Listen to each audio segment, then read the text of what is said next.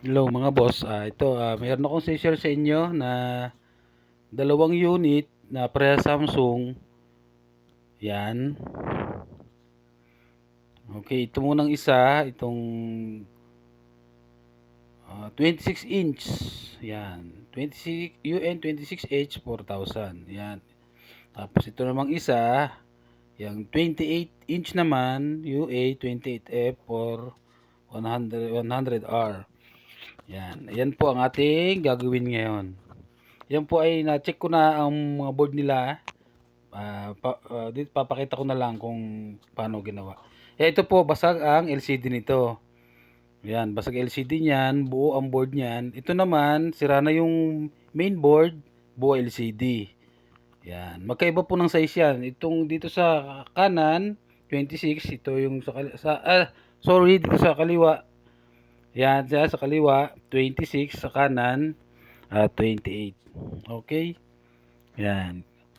Kukunin ko diyan yung board, the good board, yung dito sa kanan, ita-transfer natin dito sa kabila, sa kaliwa. Okay? Kung meron kayong ganito pong sirang TV na halos identical naman ang kanilang mainboard, parehas, halos parehas.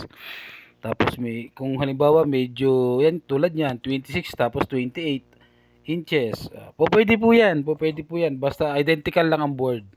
Ito po ang step by step kung paano nyo gagawin ang inyong TV kaysa sa ibenta na lang, scrap na lang o itapon, sayang naman po. Magagawa pa po yan. May paraan pa po dyan para magawa basta halos basta magkaparehas ang kanilang board. Okay? Ito yung kanyang power supply. Yan, ito yung yan. Halos yung power supply at saka mainboard nitong nasa kanan natin ay okay na okay po yan. Yan po ay basag na palo ng bata, yung screen yan. Yan, ito naman sa kaliwa, yung mainboard niya may problema na. Buo naman po ang LCD niyan. Ililipat natin siya sa kabila. Yan, halos parehas. Pero hindi na mga halos ano lang po, 90% na magkaparehas yung mainboard nila. Tapos sa power supply naman, malaki yung nasa kanan natin, malaki ang power supply. Ayan. Kaya ang ginawa ko po dyan, power supply at mainboard nilipat dito sa kaliwa. Ayan, sa ating 26 inch na Samsung din. Yun. Halos 90% ang kanilang mainboard magkatulad. Yun.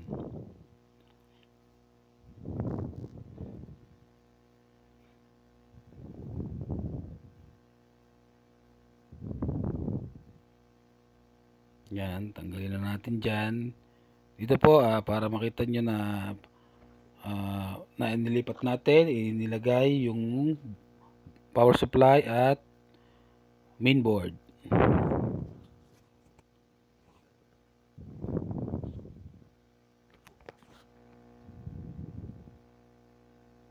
Yan, tanggalin muna. Basta po, meron kayong halimbawang, yun nga, meron kayong 26 inch, tapos meron kayong 28 inch, yung isang TV ninyo ay may problema na, tapos okay naman ang board, pwede nyo po yung i-transfer nyo po yun. Pero mayroon pong problema, pag na-transfer na, may problema pa po yun sa display, sa LCD. Ano pong problema? Ito makikita nyo sa ginawa kong video kung ano nagiging problema pag nagta-transfer ng power supply at mainboard pag hindi siya mismong kasukat. Pero may solution po, marami pong solusyon. Yan.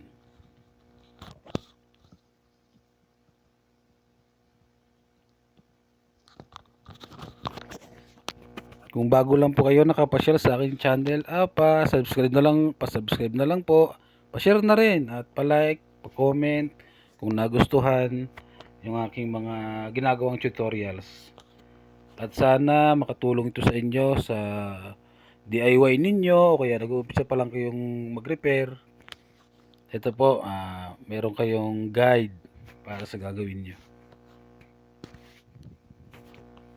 Yun, nakuha na, natanggal na yung ating ilalagay. Yan yung ating good board na ipapalit natin dito sa kaliwa.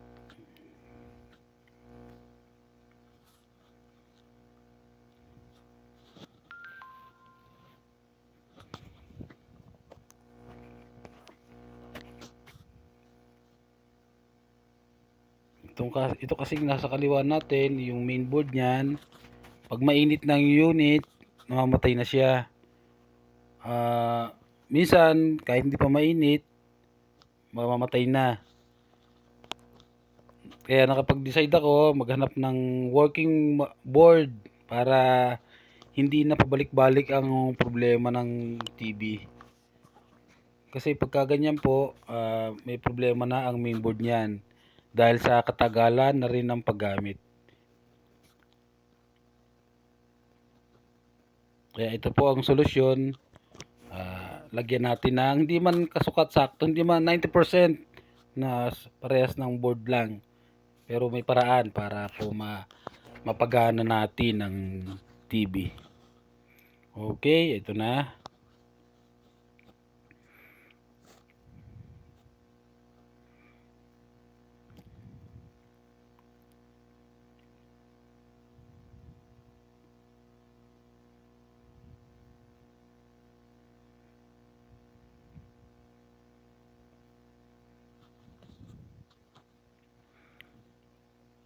Okay. Yan na. Tanggalan natin ang defect na mainboard. Yan. Defect na po ang mainboard niyan.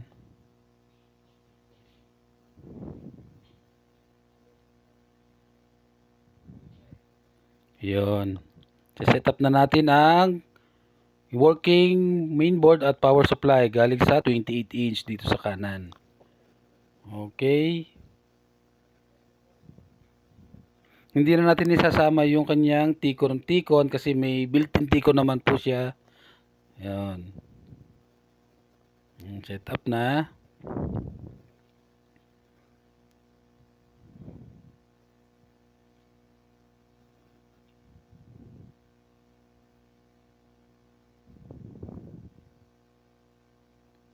Okay.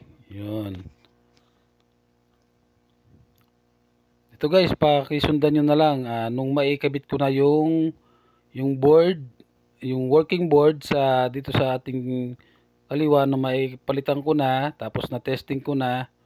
Ito po, sundan nyo na lang.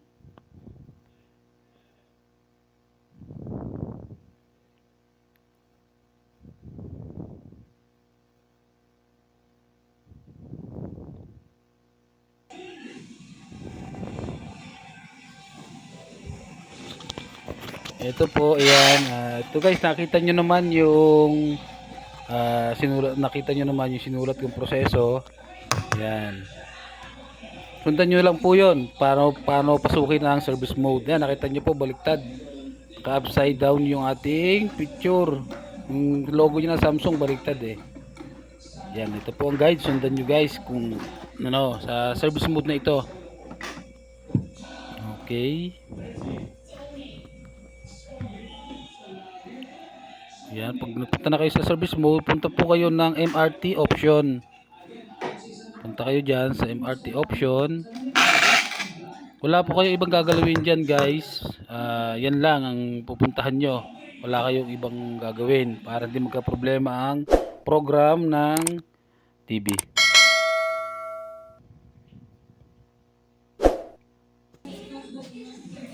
Yan. Tapos pag napindot nyo na yung MRT option, yan, MRT, yan sa option kayo mga boss, yan. Tapos, yan, MRT option pala, sorry. MRT option, yan. Sundan nyo na lang po.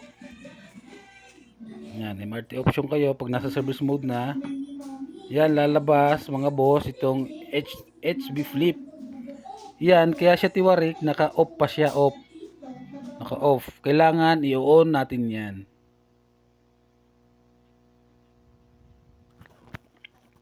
Yun, dito mga boss, okay na ang kanyang screen, normal na. Okay. Ito, ayan, diyan, tinuturo ko, kung paano i-set sa service mode. Pero napakita ko na naman po doon sa tutorial. Nakita nyo naman kung paano.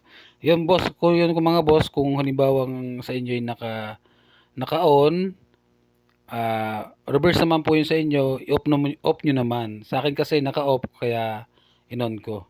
So, ayan, dito sa service mode, pagka i-adjust nyo na, okay, as option, click nyo lang sa enter ng remote nyo. Yon. Tapos yan, punta kayo ng MRT option mga boss. Punta kayo dyan. Wala po kayong ibang gagalawin dyan ha, para hindi magka-problema ang program ng TV nyo. Diyan lang kayo pupunta pagka naka upside down o tiwarik ang picture. Sundan nyo lang po ang aking tutorial para hindi kayo malito o maligaw. Yan, MRT option.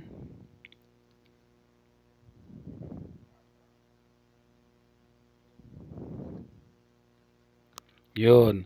Yan, mapapansin nyo guys, HV flip mula sa taas, pangatlo po yung akin. Ayan, naka-on na siya dyan, nai-on ko na. Kasi kanina kung makikita nyo po, naka-off yan, kaya tiwarik ang kanyang screen. Naka-upside down siya. So ngayon, normal na, kaya nailagay ko siya sa HV flip on na siya. Kaya nag-normal na ang kanyang screen. Okay? Good. Yun. Kung sa inyo naman po ay naka-on, tapos nakabaliktad, yun nga po, tulad sabi ko kanina, i-off nyo naman. Kung reverse naman ang inyo.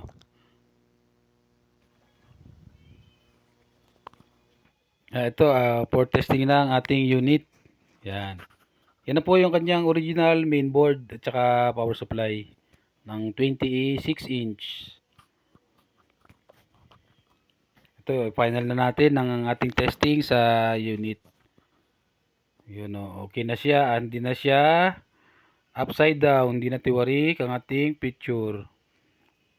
Okay, ang ganda na ang ating screen. Yun. Yun ang original board. Okay, oh, ang ganda ng mga gilid niya, guys, oh. Buong buo, walang problema mga ano niya. Walang sakto yung screen. Okay, kahit yun oh. Kahit medyo malaki siya ng 2 inch, sakto pa rin ang ating display. Yan na lang po guys, kung halimbawang ganitong TV nyo, huwag nyo basta-basta i-dispose. Kung parehas, medyo identical naman ang board, ganyan po. Sundan nyo lang. Salamat po sa panonood.